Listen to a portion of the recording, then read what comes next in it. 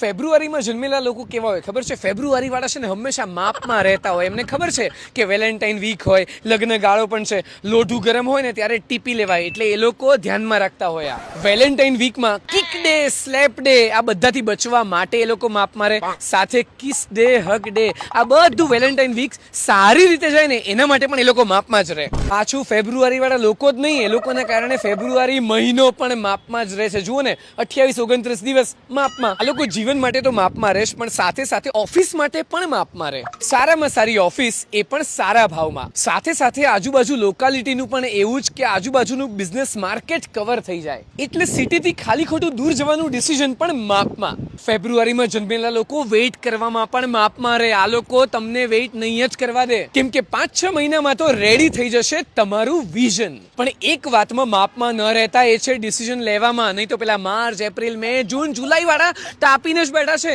તમારું ડ્રીમ એ લોકો રિયલમાં લઈ જશે. અને હા, આ રીલ શેર કરવામાં પણ માપમાં ના રહેતા.